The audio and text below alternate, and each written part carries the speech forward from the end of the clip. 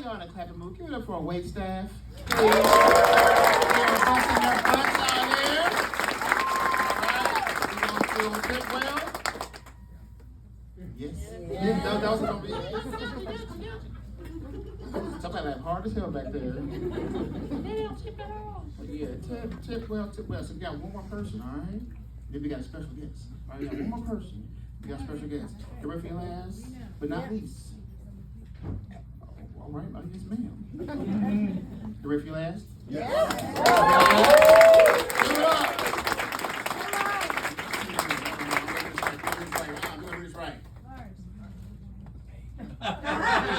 Is that Lars, Mom? Good applause!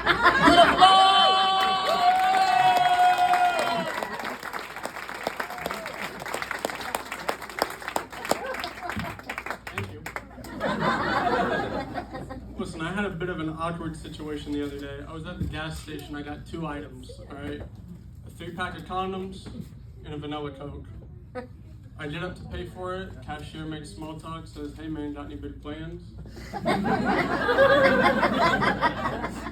So look like, dude, I'm about to fuck this vanilla Coke. I had lunch with my grandparents today. It's always good to catch up with them. You know, I would always connect with my grandma. We would always, catch up on the newest movies that would come out. And my grandpa's always been, really big into Bigfoot and UFOs. So I thought he'd be really interested to hear about how I got ass fucked by an alien. He was pretty disappointed to find out it was during an orgy at one of those deportation camps. I don't support him, I just go to the orgies. I'm gonna tell you about my family, man. I got a cousin Rob. My cousin Rob has Down syndrome. I don't know what your guys' dynamic was with your cousins, but growing up, we'd always rip on each other, and Rob was no exception. But I stopped fucking with Rob because one day I said some stupid shit to him, like, I don't know, I called him Robert Downey III or something. And he didn't like that too much, but he knows I'm insecure about my financial situation, and I'm broke and shit. So he reaches his hand deep into his pocket, he walks over to me and treats me like a Miami stripper. He throws that wad on me, he says, "I may be down, but I'm up, broke bitch." And I'm not in the position where I can't, not pick up these bills. Everybody in the mall parking lot saw my cousin Rob in his oversized John Cena t-shirt and jorts, just fucking stun on my ass, flip-flop away. I used to get bullied as a kid. I don't know if you can tell because how awesome I am now.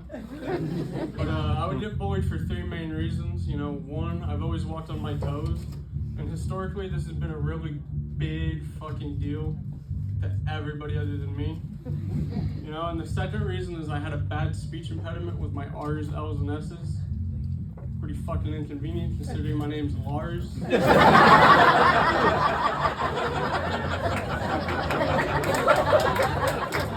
Last thing I would get made fun of for is I couldn't stop asking everybody if they had seen my new favorite documentary, Justin Bieber's Never Say Never.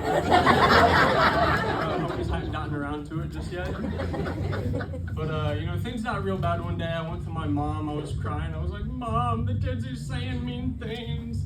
She said, "Next time one of those motherfuckers says something to you, you turn around, you look them right in the eye, and you say, 'Oh yeah? Yo mama.'" So needless to say, things got much fucking worse. It wasn't clocking to her, I was standing on business. She was sending me into the lion's den that is the 3rd grade playground with nothing but yo mama jokes to defend myself. So, I knew I had to take matters into my own hands. The next day, I'm getting ready for the bus. She sees me walking, I'm walking like this. She says, "Hey, come here." I say, "Okay." I get over to her, she spins me around, she lifts my shirt up, she lets out a disappointed sigh. She removes the nunchucks I hid in my ass crack and sent me on my way for another 9 years of bullying. That's just who my mom is, man. That's the type of advice that she's been giving me my whole life. But my dad, he was a different bird, man. He flew a different migration path. See, anytime my dad would give me advice, it would sound something like, son, don't you ever in your fucking life turn down a blowjob from a fat chick. You're like, damn, dude, that's kind of rude. Like, you shouldn't say shit like that. Saying fat chicks, it kind of makes you sound like a douchey frat bro, you know? You know, you should address them as fat ladies like a fucking gentleman. You know, nevertheless, I hear this advice. You know, I didn't know what to do with it. I was 8. 8 years old, I didn't know what a blowjob was. I thought it was just fucking... You know, it wasn't until I got older and wiser that I found out I'd never turn one down. Other than those few times at my uncle's house, of course. My name's Lars Ellington.